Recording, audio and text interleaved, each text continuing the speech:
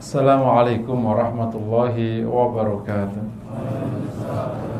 Innal hamdalillah nahmaduhu wa nasta'inuhu wa nastaghfiruhu wa nastahdihi wa na'udzu billahi min shururi anfusina wa sayyiati a'malina. Asyhadu an la ilaha illallah wahdahu la syarika lah wa asyhadu anna Muhammadan 'abduhu wa rasuluh. Allahumma fashalli wa sallim wa barik ala nabiyyina wa habibina Muhammad wa ala alihi wa ashabihi man tabi'ahum bi ihsanin ila yaumiddin, amma ba'd. Jamaah yang dirahmati Allah, dan intinya kita mengucapkan syukur kepada Allah terutama pada siang hari ini. Allah izinkan kita untuk bisa hadir di majelis ilmu. Semoga ini menjadi wasilah dan jalan mendapatkan surga dan karunia dari Allah SWT. Man salaka tariqan yaltamisu fihi ilman sahalallahu lahu tariqan ilal jannah. Yang menuju ilmu, meniti jalan menuju ilmu, Allah mudahkan baginya jalan menuju surga. Amin ya rabbal alamin. Terkadang kalau melihat beberapa hadis dan banyak hadis ya, kita nggak pernah tahu amal kita nanti yang kelak menjadi sebab turunnya rahmat itu kan nggak tahu kita. Bisa jadi bukan amal-amal besar, tapi kayak gini, kayak ngaji nggak sengaja. Kan kadang ngaji nggak sengaja kan, ngadem ya gitu, terus apalah gitu. Bisa jadi itu menjadi kebaikan. Saya tuh ngelihat dua hadis tuh yang mayuridillahu bi khairan yafaqihu fiddin. Yang Allah, barang siapa Allah kehendaki baik, Allah pahamkan agamanya. Terus ada hadis man salaka tariqan tadi. Itu kan dahsyat, orang yang ada di jalan ilmu itu dimudahkan baginya jalan ke surga. Kita nggak pernah tahu pas ngaji itu ada momen, ada saat hidayah itu turun. Kita nggak pernah tahu kadang. Kayak orang nadain baskom lah, pokoknya baskom tarik aja. Kapan aja hujan dapat. Kalau nggak hujan gimana? Ya kan nggak rugi, orang cuman baskom taruh doang. Ngaji misalnya tapi nggak ngerti, kan nggak rugi, kan udah adem kan. Udah ngadem gitu. Nah bisa jadi hal-hal kecil itu membuat kita menjadi bagian dari jalan menuju surga. Temanya sekarang cabang iman ke-15 tentang memuliakan Rasulullah atau ta'ziz wa tauqirin Nabi sallallahu alaihi wasallam. Dasarnya banyak sekali ya. Bulan lalu kan bahas mahabbah ya, udah kita bahas mahabbah. Bagi yang bawa buku itu halaman ke-29. A'udzu billahi minasyaitonir rajim, surat Al-Fath ayat 9. Wa tu'azziruhu wa tuwaqqiruhu. Dan kamu menguatkan agama Allah dan membesarkannya. Falladzina amanu bihi wa azzaruhu wa nasaru. Maka orang-orang yang beriman kepadanya, Rasulullah, memuliakannya dan menolongnya. Ada kalimat memuliakan Rasulullah. Demikian juga tadi surat Al-A'raf ayat 157. Ada juga di surat An-Nur ayat 50 atau ayat 63. La taj'alu du'a ar-rasuli bainakum ka du'ai ba'dikum ba'da. Janganlah kamu jadikan panggilanmu kepada Nabi itu di antara kalian seperti panggilan kalian antara sebagian kalian dengan sebagian yang lain. Jadi jangan memanggil Rasul sebagaimana kita memanggil teman-teman kita. Nanti kita bahas. Jadi panggilannya harus panggilan yang menandakan kemuliaan. Itu tadi surat An-Nur. Demikian juga surat Al-Hujurat ayat 1. Ini lebih tegas. La tuqaddimu baina yadayillahi wa rasuli. Jangan mendahului Allah dan Rasulnya. Salah satu bentuk mendahului itu kalau untuk Allah ya ada ya. Mendahului Rasulullah itu kalau duduk itu haram hukumnya mendahului Rasulullah. Haram hukumnya. Misalnya nih duduk. Nah, ini kan baris nih. Terus kita depannya, itu haram hukumnya. Kalau kita dulu kiai kan ya sekedar kiai gitu. Tapi kalau Rasul itu haram hukumnya. Nggak boleh main. Makanya kenapa Abu Bakar nggak berani ngimamin sholat waktu sholat Isya terakhir? Yang ada ayat ini. Kalau Abu Bakar di depan berarti kan mendahului Rasulullah. Nggak boleh, haram hukumnya. Maka Abu Bakar mundur. Padahal Rasul udah kasih izin. Hujurat ayat 1 tadi. Rasul udah kasih izin bahwa biarkan Abu Bakar ngimamin. Abu Bakar tahu ayat ini, nggak boleh di depan Rasulullah, haram hukumnya. Harus paham tentang derajat atau makam Rasulullah, harus dimuliakan. Jangan sampai kita menjadi umatnya yang qalil adab ya, atau su'ul adab. Ini kurang beradab kepada Rasulullah sallallahu alaihi wasallam. Makanya kalau antum saksikan semua cerita tentang Rasulullah, tentang fisiknya itu hampir tidak ada dari sahabat yang tua. Kayak Abu Bakar, nggak pernah menceritain tentang Rasulullah. Kan hampir itu sebuah dari sahabat-sahabat yang kecil, kayak Anas, terus kayak Ibn Abbas gitu. Kenapa coba, ada yang tahu nggak? Ada yang tahu? Karena sahabat-sahabat besar itu tidak akan berani menatap Rasulullah. Kayak Abu Bakar, Umar itu nggak berani menatap Rasulullah. Jadi nunduk kalau dari Rasulullah. Nah, itu. Kalau Anas kan namanya bocah, apalagi itu kan masih anak. Jadi ya melihat Rasulullah, disifatin Rasul gini, Rasul gini. Karena saking hormatnya kepada Rasulullah sallallahu alaihi wasallam. La tarfa'u aswatakum fawqa sautin nabi. Ini di surat Al-Hujurat ayat 2 sampai 5 ya. Kalau tadi la tuqaddimu tidak boleh mendahului. Ini la tarfa'u aswatakum fawqa sautin nabi. Jangan kalian tinggikan suaramu di atas suara nabi. Enggak boleh meninggikan suaranya Rasul. Gitu. Rasul bicara kita lebih tinggi. Haram hukum. Itu kan larangan ini. Ini masuk ke cabang iman. Wala tajharu lahu bil qail. Jangan bersuara keras kepadanya dengan perkataan. Kajahri ba'dikum li ba'd, seperti suara kerasnya kalian pada sebagian yang lain. Antah wa ta'amalukum wa antum la tash'urun. Khawatir nanti batal amal kalian dan kalian tidak merasa.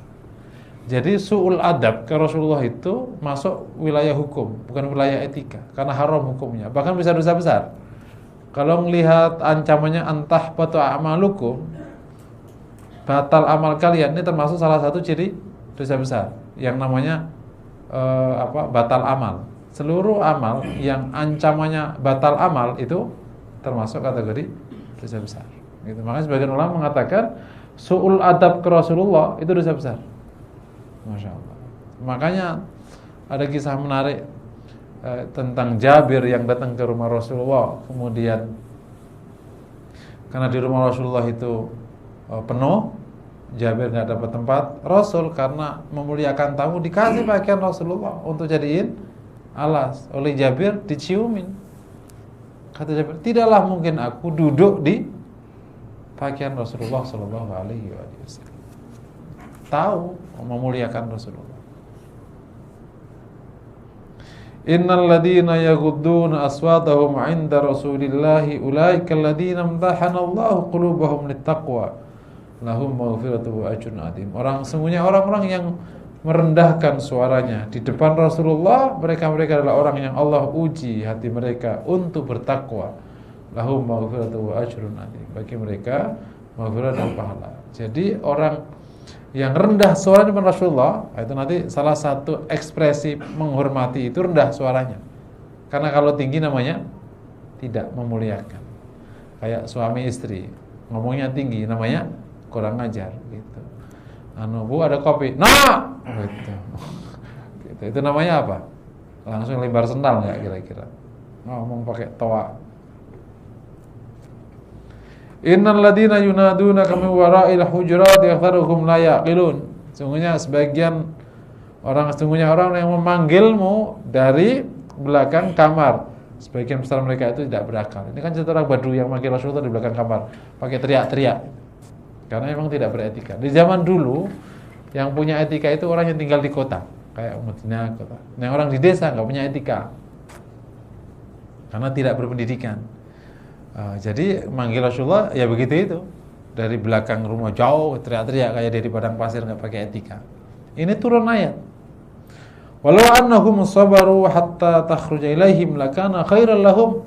Seandainya mereka itu sabar sampai engkau keluar dari mereka, tentu itu baik untuk mereka. Wallahu ghafurur rahim. Allah Maha Pengampun, Allah Maha Penyayang. Bab memuliakan Rasulullah. Ini secara umum sebelum kita bahas bab memuliakan ini termasuk doktrin Islam, memuliakan. Ya. Yang paling tinggi itu juga kategori memuliakan Allah. Cuman memuliakan Allah ini sudah terserap di bab iman kepada Allah dan seterusnya. Tapi ada istilah memuliakan Allah. Ma qadarullaha haqqa qadrihi wal ardu jami'an qabdatuh. Mereka orang-orang musyrik itu tidak memuliakan Allah. Kan udah yang mencipta Allah. Lah kamu percaya sama yang lain, itu menghina. Yang menciptakan Allah. Masa taatnya sama yang lain, itu apa namanya? Tidak memuliakan Allah, mengagungkan Allah. Ini ada istilah kedua lagi nih. Memuliakan Rasulullah. Wa tu'azziru wa tuwaqir. Nanti kita bahas nih, Pak. Terus ada juga memuliakan orang tua. Itu masuk di kategori ihsan. Gitu ya. Wabil walidaini ihsan. Terus ada memuliakan orang yang secara umur lebih tua. Ya, bukan orang tua, orang yang umurnya tua. Atau orang yang secara status sosial tinggi, itu wajib dimuliakan. Kata Rasulullah, akrimu makarimahum. Muliakanlah orang yang mulia di antara mereka. Jadi kalau kita masuk komunitas, itu kan ada orang mulianya itu, muliakan dia. Enggak boleh justru diperlakukan biasa.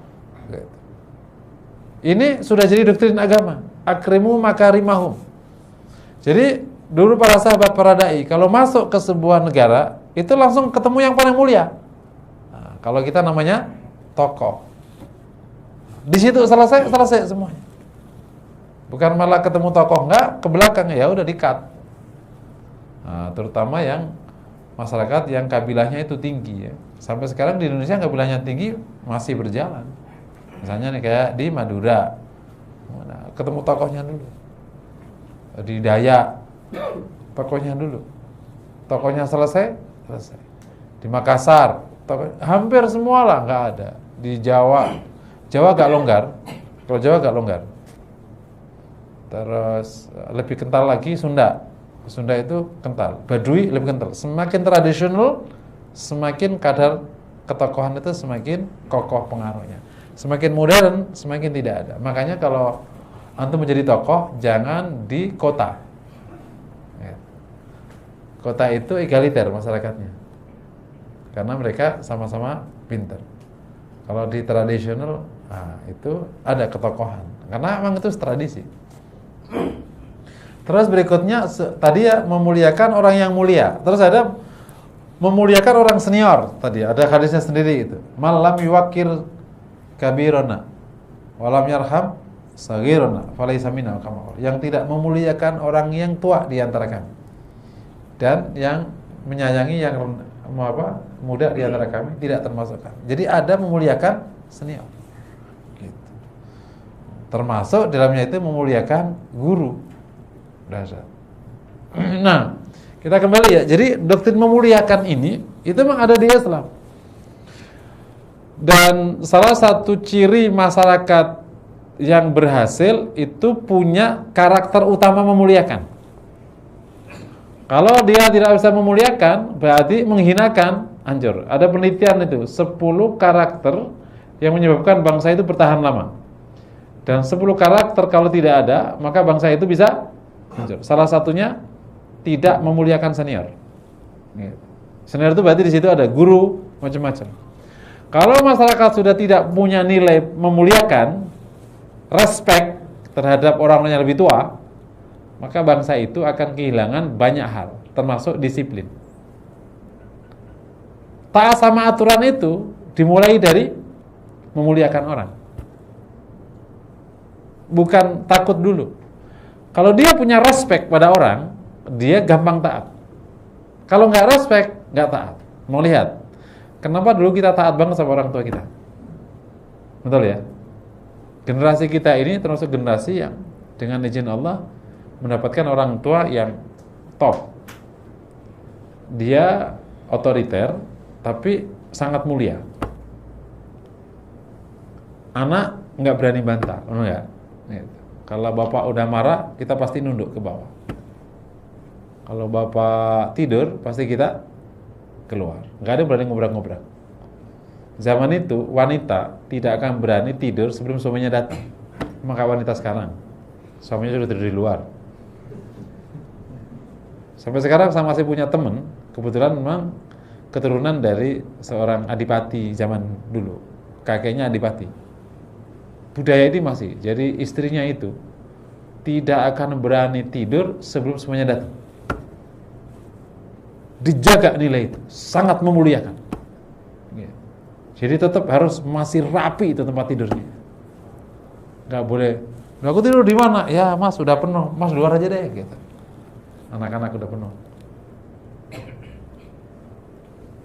Nah, lahirlah kita punya anak sekarang. Nah kan, anak namanya milenial. Kita generasi kolonial. Anak milenial ini minta egaliter. Ini banyak sebabnya. Kenapa anak-anak jadi minta egaliter? Kita sendiri yang menyediakan ruang itu karena kita berpendidikan sehingga tahu parenting ala orang-orang barat. Ketimuran Islam kan punya pokok gitu. Gaya kan tergantung gaya kan beda-beda gaya. Lahirlah egaliter. Begitu egaliter, otoritas nol. Nggak punya hak tidur karena bisa diobrak-obrak sama anak. Nggak punya hak membuka makanan, betul kan? Dulu yang buka makan siapa? Bapak. Makan, oh melotot makmu. Namanya kurang ajar, gitu. Kurang adab. Bapak belum makan kok dimulai. Duduk, kita duduk aja. Bapak belum ngomong, ayo kita makan. Itu nggak berani buka kita. Piring masih nutup semua itu. Benar nggak gitu? Atau bapak saya doang yang begitu? Nah, jelas saya dididik kayak gitu, kokoh sekali. Nggak bakal menyentuh minumannya sampai diizinkan. Karena yang minuman manis cuman babe. Semuanya tawar. Terjadi memang perbedaan yang sangat signifikan, rasis betul. Tapi kita akhirnya punya rasa hormat yang tinggi. Kalau bapak ngendika, bapak beritahu, emang kita diam, kita terima. Kita nggak pernah sakit hati sama orang tua, berapapun keras dia menghukum. Hari ini, anak itu minta sama, bahkan lebih tinggi. Dia yang membuka makanan. Ya bapak enak, aku udah pak duluan. Gitu. Betul ya. Anak kehilangan rasa hormat sama orang tua. Dampaknya nggak punya rasa hormat sama senior di kantor. Terasa kan? Makanya salah satu masalah anak milenial itu kurang sopan. Dan terasa susah didiknya. Karena nggak punya hormat. Kalau nasihatin itu bantah bahasa kita. Bahasa dia namanya diskusi. Menurut kita bantah. Berulang kali saya gini, Ustaz, aku itu kalau ngomong sama anak, dia bisa jawab, ya kan? Kalau zaman dulu kita jawab, namanya apa itu? Dinasihatin orang tua kok bantah. Padahal kita itu jawab, bukan bantah. Orang tua hanya punya satu kata. Kalau ada orang tua ngomong, ngendiko ya, dia diam. Setuju ya diam, nggak setuju diam. Nanti kalau nggak setuju gimana? Ngomong lewat maknya. Gitu. Mak, nggak gitu. Ya udah, ntar aku nyampein ke bapaknya. Tadi lagi gitu ya, sudah nggak apa-apa. Gitu, bukan langsung. Pernah nggak gitu? Oh nggak boleh. Kan kita berontak tuh. Wah ini otoriter, kita nggak berkembang. Lahirlah anak sekarang yang sangat berkembang. Ya ngelahap kau sekalian akan jadi. Sekarang lahir satu generasi yang susah dinasihati. Ini memang benar-benar jadi masalah di parenting sekarang itu. Banyak orang tua yang nggak bisa nasihatin anaknya. Apalagi kalau orang tuanya agak nggak perform, misalnya nilainya rendah, wis jadi korban anakmu dibully sama anakmu. Ya bapak, nilai segini lah, bapak emang tinggi apa? Aku tahu tuh ijazahnya. Gitu. Apalagi bapaknya nggak pernah baca, nyuruh baca, ya wis jadi dibully sama anaknya. Terus makan enak dikit, ngasih anak nggak makan, ya jadi perkara. Bapak enak-enak makan, kita kasih nggak enak. Gitu. Dulu diem. Makanya kita, aku insya Allah semuanya aku cepat gede supaya aku makan kue enak gitu kan. Dari anak kecil kan gitu, ya Allah enaknya jadi bapaknya makannya enak gitu. Dan itu nggak dendam. Ini bab, saya ingin catat bab pemuliakan nih. Begitu ada memuliakan, emang dia gampang taat, disiplin gitu, dan seterusnya. Bahwa cara mentaatkannya itu nggak kurang tepat bab yang lain ya, agak otoriter macam. Tapi begitu kehilangan rasa hormat, banyak hal yang nggak bisa. Dan ternyata secara kemasyarakatan itu ciri utama tuh, punya rasa hormat. Karena ketaatan itu awalnya dari rasa hormat. Nah, sekarang untuk Rasulullah. Kalau secara umum aja Islam memiliki nilai rasa hormat, memuliakan. Maka kepada Rasulullah lebih. Rasulullah punya jasa tak terkira kepada kita. Tak kira. Yang paling tampak ya kita hidup benar. Ini hidup benar ini dari Rasulullah. Hidup benar dari Rasulullah. Sekira tidak ada agama ini, kita pasti udah gebuk-gebukan di antara kita. Siapa yang mengajari istri hormat sama suami? Siapa ngejari suami itu sayang sama istri? Siapa ngajarin orang tidak boleh melukai orang? Siapa yang ngajari sebuah peraturan hidup di mana orang tidak boleh ngambil sepatunya orang? Gak boleh menindas orang? Gak boleh. Rasulullah, jadi hidupnya nyaman, damai. Kita hormat sama Rasulullah. Apalagi Rasulullah memang Sayyidul Anbiya wal Mursalin. Orang yang paling mulia, akhlaknya mulia, sempurna, Imamul Anbiya wal Mursalin. Masya Allah. Fisiknya mulia, apalagi kenabiannya. Fisiknya aja mulia. Memang dari awal sudah menunjukkan kemuliaan. Fisiknya aja mulia. Top. Anas mengatakan luar biasa ya, wajah Rasulullah ganteng sekali. Nah, memuliakan ini kalau konteks untuk Rasulullah menjadi dasar utama, hikmah di belakangnya. Menjadi dasar utama kita taat sama Rasul. Sangat taat. Sangat respect. Kita nggak merasa ya memuliakan Rasulullah begitu. Sehingga akhirnya seluruh hal yang datang dari Rasulullah itu kita tempatkan sesuatu mulia. Karena mulia, maka kita jaga. Lain kalau yang datang dari Rasul itu nggak mulia, maka kita hina-hinakan, kita buang-buang. Gitu. Nah, di sini beberapa praktek yang disebutkan dari Quran maupun Sunnah, apa itu bentuk-bentuk memuliakan. Ya, yang pertama ini ya, hukumnya wajib memuliakan Rasulullah itu ya, memuliakan Rasulullah hukumnya wajib. Kalau tidak, dosa. Tapi sebentar sebelum kita bentuk-bentuk. Tapi dalam cabang iman ke-15 ini bukan hanya memuliakan, tapi juga mendukung. Memang ini satu paket nih. Kemarin kan mencintai sendiri. Kalau ini itu memuliakan dan mendukung atau membela Rasulullah. Wa tu'azziru wa tuwaqiru. Tu'azziru itu mendukung atau menolong. Wa tuwaqiru memuliakan. Jadi ada mendukung, memuliakan dan mendukung atau membela, termasuk menolong. Satu paket lah itu ya. Yang pertama bentuknya memuliakan. Tadi yang langsung tidak boleh mendahului Rasulullah. Mendahului Rasulullah berarti menghinakan. Nah, bentuk-bentuk mendahului. Ini satu paket nih, mendahului satu paket, mendahului. Enggak boleh la tuqaddimu baina yadayillahi wa rasulih. Apa itu mendahului Rasulullah? yakni tidak mendahului Rasulullah. Zaman dulu ada dua, secara fisik nggak boleh mendahului Rasulullah, ini fisik nggak boleh. Makanya antum lihat makam Abu Bakar di bawahnya, sama aja nggak berani, sama itu kalau ladang, apalagi lebih tinggi. Bayangin aja ya. Ini bab ini perlu paham, karena kan ada banyak orang saking takutnya syirik, saking takutnya mengkultus, malah tidak hormat sama Rasulullah. Kejebak, nggak boleh dua-duanya itu. Sama dengan bahasan mencintai Rasulullah.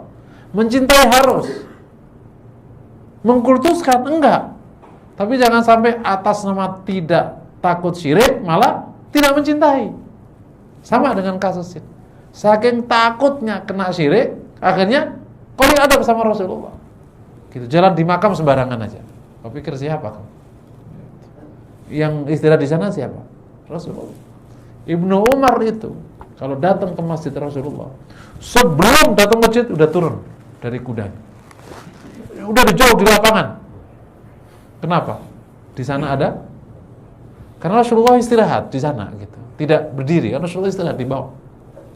Karena kemuliaan Nabi itu hidupnya sama wafatnya sama. Dan itu juga menjadi orang Islam. Mulianya, kemuliaan manusia itu hidupnya sama meninggalnya sama. Makanya nggak boleh dilangkai. Kita boleh nggak ngelangkai orang tidur? Nggak boleh. Ini kan orang mati. Kita boleh nanya, lah kan udah nggak ada di situ, udah jadi. Boleh nggak dilangkai? Karena asumsinya emang di situ jenazahnya masih ada di situ. Lah kan udah jadi tanah, nggak boleh karena itu makamnya di situ. Nggak boleh melangkai, apalagi melangkai kepalanya. Qalil adab. Segitu Islam mengajarkan dan memuliakan. Karena kalau orang sudah nggak punya rasa respect, nggak punya rasa hormat, hilang semuanya, nggak ada artinya apa aja. Gitu. Nah, negara-negara yang punya itu ya Jepang termasuk ya, punya respect tinggi, sehingga akhirnya ada komitmen, disiplin dan lain sebagainya. Jadi secara fisik nggak boleh. Terus yang kedua, nah kalau yang non fisik adalah tidak boleh mendahului sunnah Rasulullah. Apa itu bentuknya? Kalau sunnah sudah menetapkan, tidak boleh menolak atau membantah, atau bahkan lebih mendahulukan pendapat selain sunnah atas sunnah. Itu termasuk mendahului Rasulullah. Misalnya nih, Rasul bilang begini, wah enggak, aku gini aja. Itu mendahului Rasul. Bisa dipahami ya. Kalau sudah ada pernyataan dari Quran atau sunnah, ya sudah. Tidak boleh mendahului pikiran. Itu makanya gini, saya suka kalau kita mendapati sunnah kok nggak masuk di otak, nggak usah ngomong gini, wah nggak usah dipakai, itu bahaya. Bilang aja aku belum paham. Gitu. Bilang aja belum paham. Itu lebih baik daripada bilang enggak, karena enggak itu mendahului. Gitu. Sudah clear, ada sunnahnya, ada hadisnya. Rasul bersabda 1, 2, 3 misalnya gitu. Terus kita nggak paham atau ngerasa kita kayaknya nggak cocok. Awas, jangan mendahului Rasulullah, mendahulukan otak, budaya atas Masya Allah.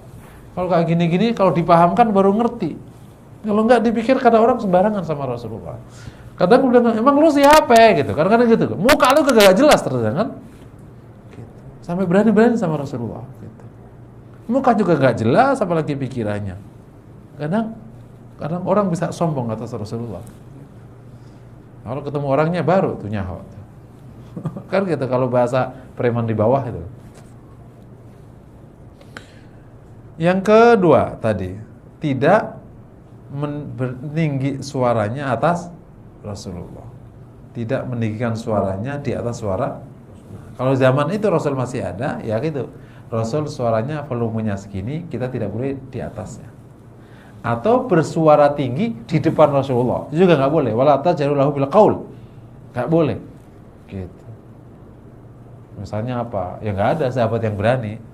Pas ada dialog, ya Rasulullah, itu nggak boleh suara tinggi begitu. Haram hukumnya. Tidak boleh bersuara tinggi atas Rasulullah atau meninggi suara Rasulullah. Gitu. La tarfa aswatakum fawqa sautin. Nah, bila kalau sekarang sama, mirip antara la tuqaddimu dan la tarfa itu mirip di bab sunnah. Jadi maksudnya meninggi suara sunnah. Nah, ini dalam adab tapi nggak sampai dosa kalau ada hadis dibaca. Kalau ada hadis dibaca, maka tidak boleh orang bersuara lebih tinggi dari suara hadis. Itu termasuk etika dengan Rasulullah. Karena hadis itu sebenarnya adalah sabda Rasulullah, meskipun yang baca orang lain, tapi itu hadis Rasulullah. Jadi oleh karena itu Anda melihat dulu adab para ulama terhadap hadis itu mendekati adabnya terhadap Quran. Gitu. Kalau Quran kan clear, jelas ya, ada memuliakan Quran. Nanti sih itu bab cabang kesekian. Tapi kalau hadis bunyinya memuliakan Rasulullah. Makanya tuh lihat kisah lama kan, bahwa ketika Imam Malik membaca hadis, sementara dia dikira jengking, enggak. Kenapa? Karena hadis sedang dibaca. Kalau orang memiliki keluarga kokoh nih ya, misalnya qadarullah keluarganya itu seorang katakan panglima, adipati atau apalah yang tinggi ya. Terus dia menulis wasiat. Nah, wasiat ini tuh selalu dibacakan kepada anak turun setiap tahun tanggal tertentu. Pas dibacakanlah wasiat itu. Anak cucuku, nah, misalnya kayak itu suaranya itu, si suratnya itu. Pas dibacain itu, yang baca ketua keluarga ya. Terbayangkan kan yang punya keluarga besar kan ada ketua keluarga. Terus ada itu ponakan baru ngomong gitu. Marah nggak nih yang ketua keluarga? Hei, kurang ajar. Anak siapa? Anak siapa? Sini bawain, sini. Bisa dididik nggak tuh anaknya? Keluarganya selevel kayak gitu. Kalau antum lihat ya, ada beberapa keluarga-keluarga besar yang sampai sekarang masih bertahan. Keluarga Mbah Mutamakin Pati, gitu ya. Mutamakin itu dulu pejuang zaman awal yang disebutnya min auliyaillah, yang menurunkan banyak ulama besar di Jawa Tengah. Itu namanya Mbah Ahmad Mutamakin. Itu sampai sekarang masih ada keluarganya. Itu kalau kayak gitu, nggak ada yang berani ngomong. Itu levelnya hanya menyampaikan aja. Terus ada yang lain-lain gitu. Nah ini kan sama. Rasulullah, tentu Rasulullah lebih ya. Rasulullah meninggalkan hadis, dibacakan oleh seorang pengikutnya. Terus ada orang ngobrol, kurang ajar nggak itu namanya? Nah, paham ya kira-kira ya? Itu namanya la tarfa'u aswatakum fawqa sautin. Oke, itu nomor 2 dengan beberapa penjelasannya. Yang berikutnya termasuk bentuk memuliakan Rasulullah adalah memanggil Rasulullah dengan panggilan yang sesuai dengan kemuliaan Rasulullah. Nah, dulu para sahabat manggilnya itu cuma 2. Kalau tidak Rasulullah, Nabiullah. Nah, tradisi memanggil nama ini aneh, saya nggak ngerti. Antum pernah lihat nggak ada? Sahabat bilang, misalnya an Aisyah radhiyallahu taala, an Abi Hurairah qala Muhammad, ada ngomong kayak gitu? Nah, hampir tidak pernah menyebut nama. Qala Rasulullah sallallahu alaihi wasallam. Ya Rasulullah. Gitu. Makanya kalau ada kata Muhammad ini harus ada pendahuluannya. Karena Nabi tidak boleh dipanggil sesuai dengan kita manggil orang lain. Makanya tidak boleh memanggil Abul Qasim, enggak boleh. Gitu. Nah, terus kita nggak boleh menggunakan kata Muhammad berdiri sendiri, karena itu tidak memuliakan. Makanya misalnya Nabi Jina, Habibina, Bab Sayyidina ini nanti ada bahasan sedikit. Kenapa kok ada Rasul melarang la tusayyiduna, jangan mensayyidkan kami. Sebenarnya itu khawatir ada apa-apa. Tapi kalau kita ngomong Sayyidina boleh nggak? Ya boleh, selama tidak dalam konteks mengkultuskan. Nah, untuk menghindari kalimat itu, ya pakai aja Nabi Jina, apalagi Rasulina Muhammad, gitu. Kan Rasul kita. Jadi tidak boleh menggunakan nama. Karena hampir tidak pernah kita lihat di tradisi para sahabat dan itu menggunakan nama. Nah, kalau kita menyebut nama Muhammad itu hanya boleh kalau kalimat itu kalimat ibadah, kayak asyhadu alla ilaha illallah wa asyhadu anna Muhammadar. Karena nggak mungkin kita rubah wa asyhadu anna Rasulullah, nggak mungkin dirubah. Wa asyhadu anna Muhammadar, padahal Rasulullah itu ya Muhammad itu nggak boleh ya, jangan sampai kali. Makanya ada kita bacakan shalawat untuk Nabi Muhammad, itu nggak terbiasa di kalangan para sahabat. Kita shalawat untuk Rasulullah SAW. Otomatis maknanya adalah Rasulullah yang terakhir. Karena pada saat menggunakan Nabi Allah atau Rasulullah. Ya, jadi kalau mau dipilih yang paling mulia, yang paling biasa adalah Rasulullah atau. Jadi biasakan kata. Kalau Rasulullah gimana gitu, bukan Nabi Muhammad gimana, biar tidak menggunakan kata Muhammad. Meskipun kalau sudah ada kata nabinya, sudah keluar dari kata menghinakan. Itu sudah memuliakan, tapi enggak terbiasa. Karena yang paling populer itu Rasulullah atau Nabi Allah.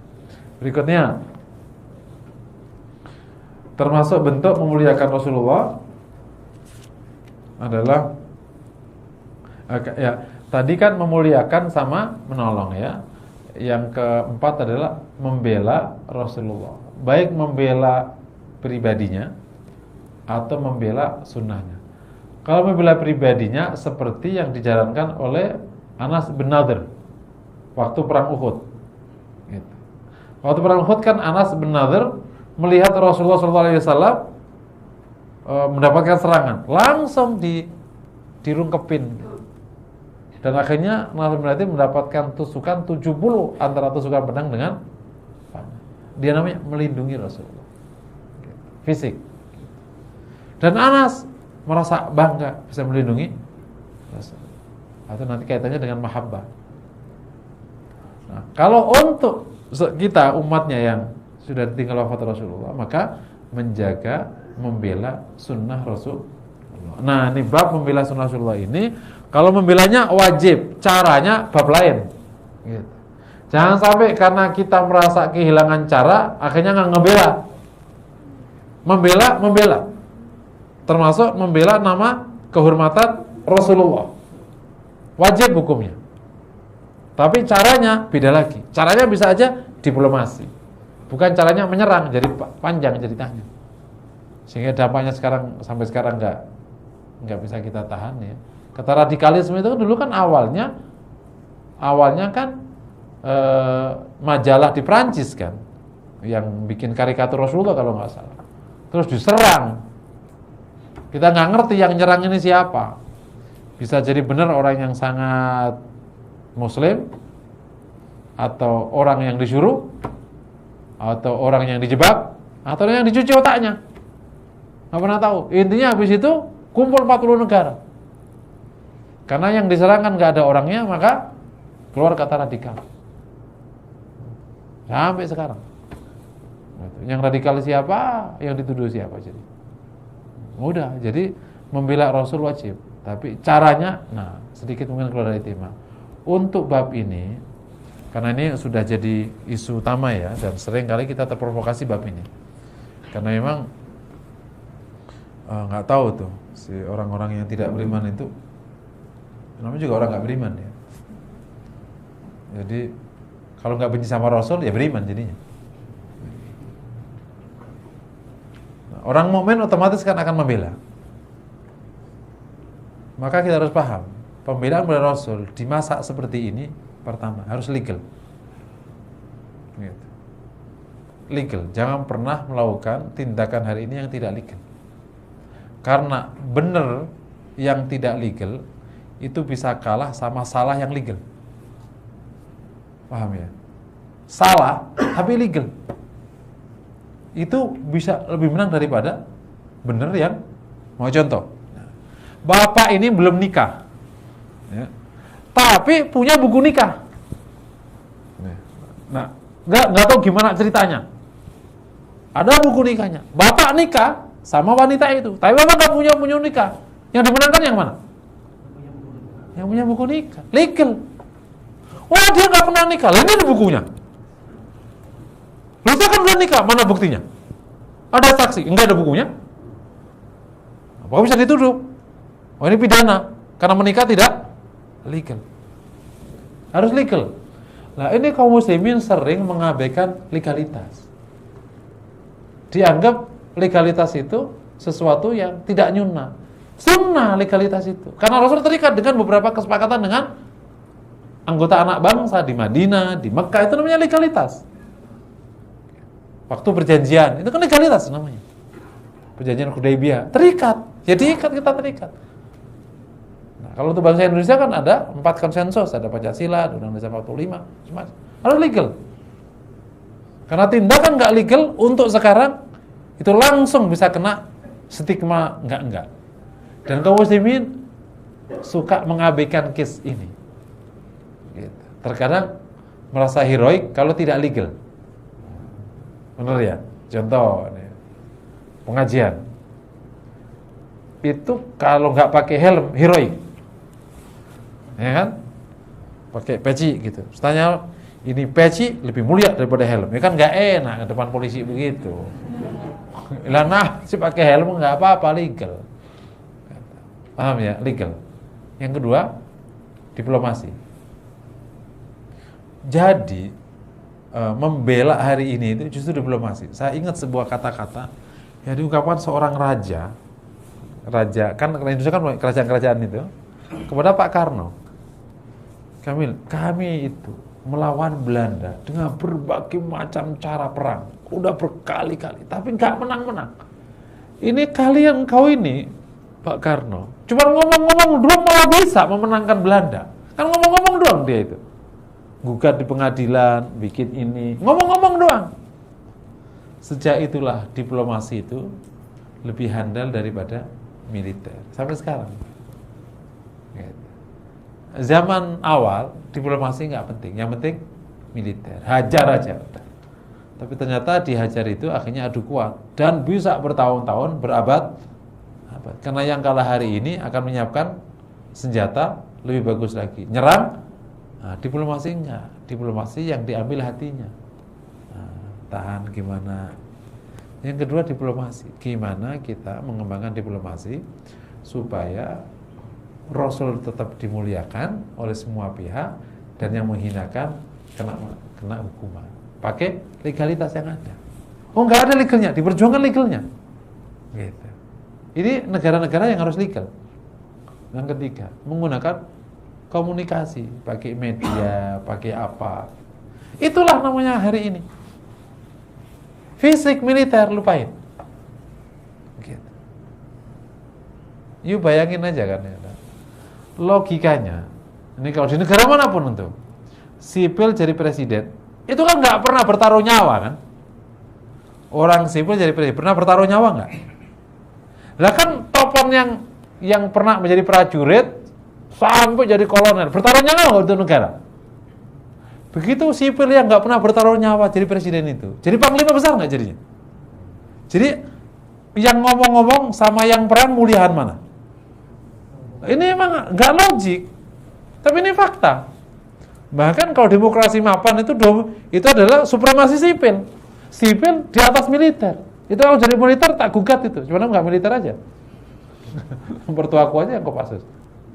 Lu kan nggak pernah bertaruh nyawa, gue bertaruh nyawa, gue dong yang dong gitu. Tapi kalau ngomong kayak gini ya digugat orang-orang sipil. Wah itu militer balik gitu. Tapi ini fakta bahwa militer itu di bawah diplomasi, kemampuan kemenangannya. Karena Pak Karno dulu diplomasi. Sementara Hasanuddin perang, Adipati Unus perang, semuanya perang. Menang apa kalah? Gak bisa ngusir penjajah kan? Yang ngusir penjajah pakai apa? Pakai ngomong-ngomong. Ayo ngomong-ngomong, pidato-pidato. Jadi pidato ini pengaruhnya besar, pidato-pidato ini. Dan kerjanya ngomong-ngomong. Dan yang ngomong-ngomong ini kerjanya malah banyak gajinya. Nah, politik itu apa?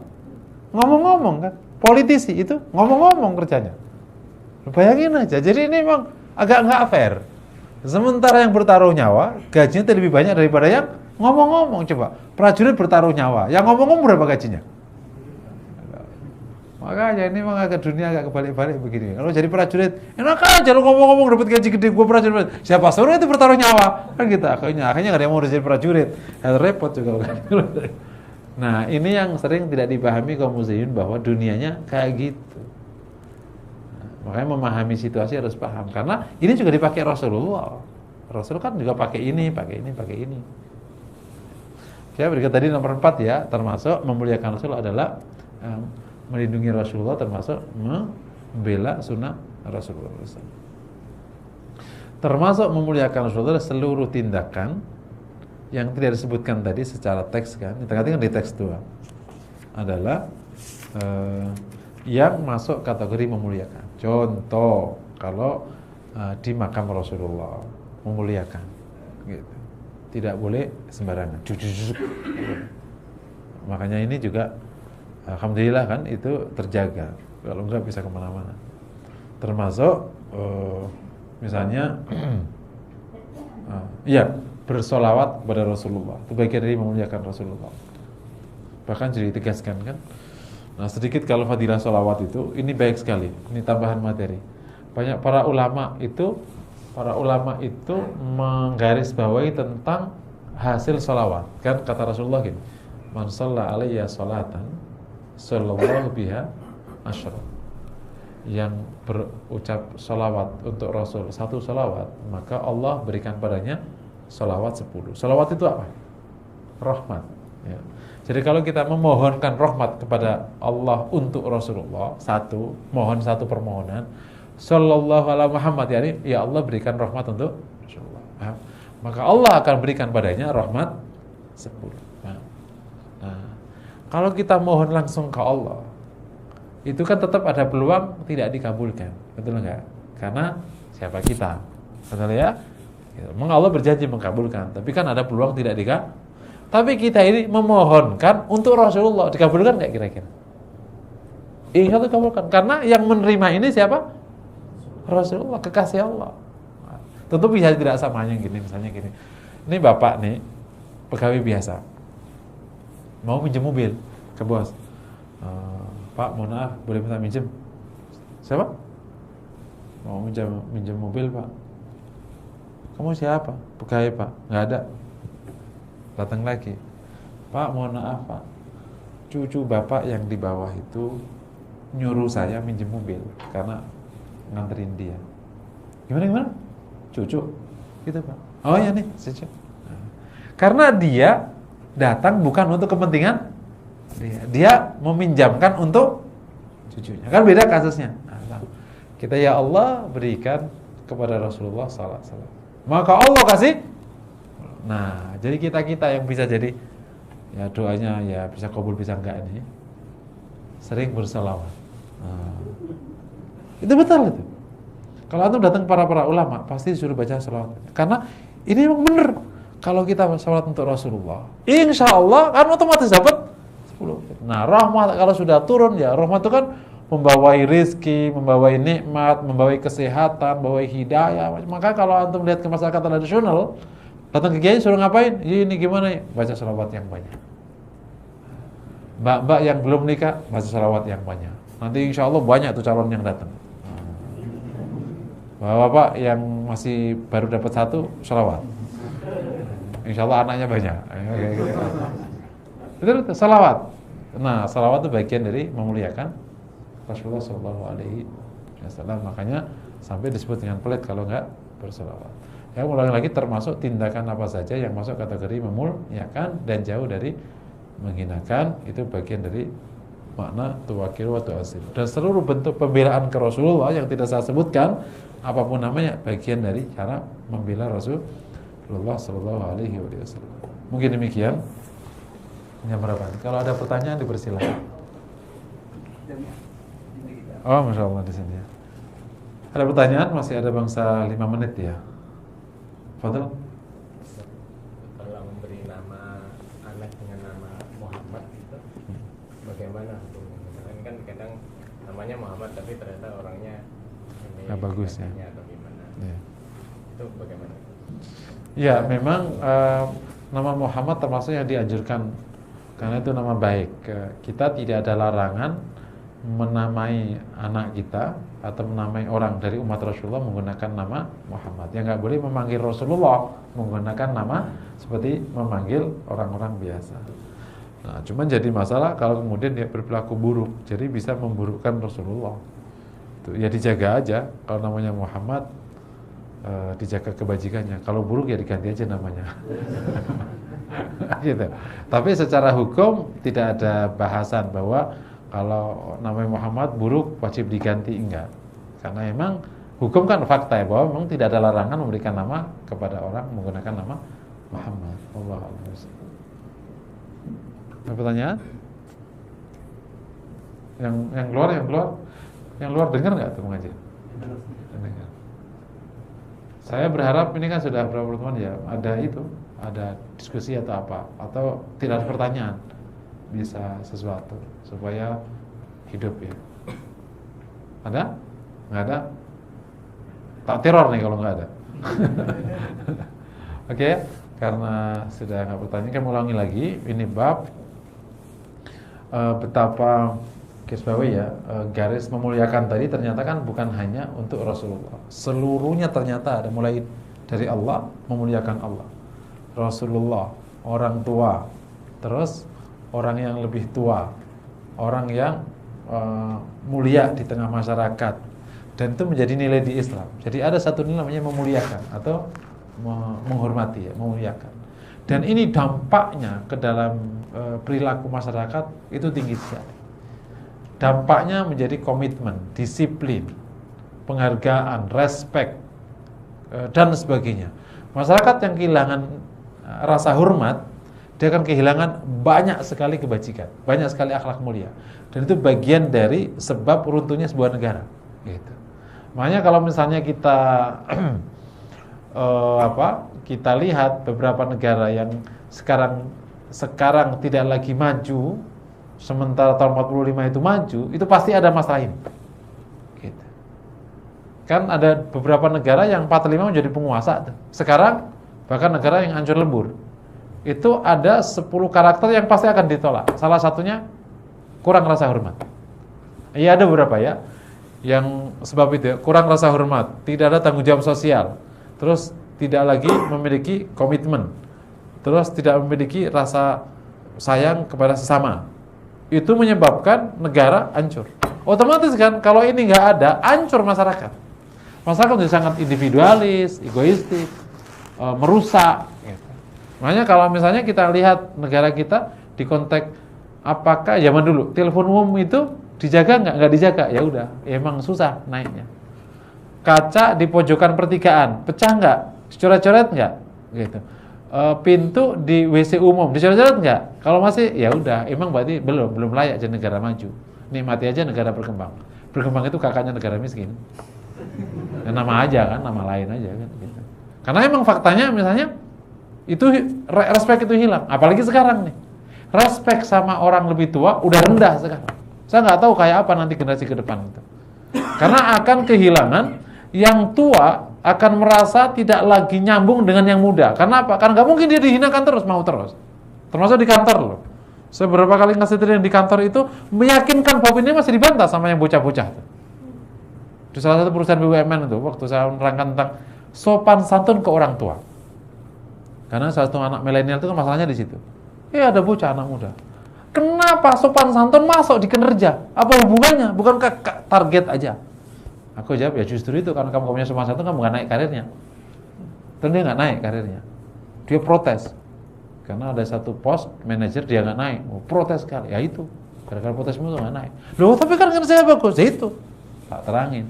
Gimana manusia itu berhubungan? Dan tidak mungkin manusia berhubungan dengan orang yang tidak membuat dia nyaman. Betul ya? Orang berhubungan dengan yang membuat dia nyaman. Dan hormat, respect, memuliakan bagian dari membuat orang nyaman. Begitu dia tidak nyaman, nggak akan mau sama kau. Otomatis nggak akan mau. Gitu. Begitu orang tua nggak mau sama anak, berarti anak muda kehilangan kontak sama yang tua. Di antara mereka nggak saling memuliakan. Udah selesai. Gitu. Maka semua perilaku buruk muncul. Gitu. Ya, ini nggak tahu anak muda kita ke depan kayak apa ini. Bisa jadi ya akhirnya awut-awutan ya. Nggak genah sudah. Peraturan bisa diabaikan dan seterusnya. Nilai-nilai bisa diabaikan karena semua itu datang dari respect dan rasa hormat. Kenapa kita harus nunggu makan pada orang tua? Karena hormat orang tua. Kenapa kita nunggu sama orang tua yang terlambat datangnya? Karena respect. Kenapa kita nunggu orang tua yang makannya lambat? Respect. Karena respect maka orang tua akhirnya mau nasihati, mau ngasih dukungan, mau ngasih apa. Begitu semuanya nggak ada, selesai. Guru nggak dapat respect, dia kabur. Ngajarnya ala kadarnya, ilmunya nggak dapat. Gitu. Dan sekarang guru sudah mulai kehilangan respect dari muridnya karena hubungannya sudah pakai hubungan bisnis. Karena dibayar sama orang tuanya mahal-mahal. Udah kejadian itu di salah satu sekolah mahal, bukan sekolah bagus tuh. Ada guru masuk, ini muridnya di luar semua. Di luar semua ngomong, "Dek, masuk-masuk dong, Dek." Ada satu kepala gengnya nggak mau, nggak usah. Nah kan, makanya tolong masuk, ibunya nggak terima, lapor ke bapaknya. Ya. Ini guruku nyebelin banget sih, masa gue duduk di luar suruh masuk? Pengen coba. Si orang tuanya, nggak mau kepala sekolah. Saya udah bayar mahal-mahal, kenapa anak diperlakukan kayak gitu? Pengen coba. Ini yang sableng siapa? Nah akhirnya teman saya itu keluar dari sekolah itu. Nah, guru bahasa Inggris. Selesai. Terus mau nanya, guru mana yang tahan dengan anak yang qalil adab? Dapat ilmu nggak kira-kira? Orang tua mana yang tahan sama anak yang qalil? Kalau kira-kira gitu, ya lah kata kayak gitu tak masukin ke perut lagi kalau kayak gitu. Nah, cepat-cepat udah pulang-pulang aja, pergi ya, pokoknya cepat, tamat kuliah terus pergi yo. Pasti gitu orang tua yang anaknya kurang ajar kan. Cepet kuliah terus, kalau kuliah jangan, kalau perlu jangan di dalam negeri, luar negeri jangan pulang-pulang. Nah, kirim duit aja udah wes, jangan pernah lihat bapak lagi. Kan gitu ujungnya. Hubungan menjadi sangat kacau. Tapi kalau punya rasa hormat itu dahsyat sekali. Nah, dimulai dengan rasa hormat kepada Rasulullah sallallahu alaihi wasallam. Demikian, semoga menginspirasi. Aku qouli hadza. Assalamualaikum warahmatullahi wabarakatuh.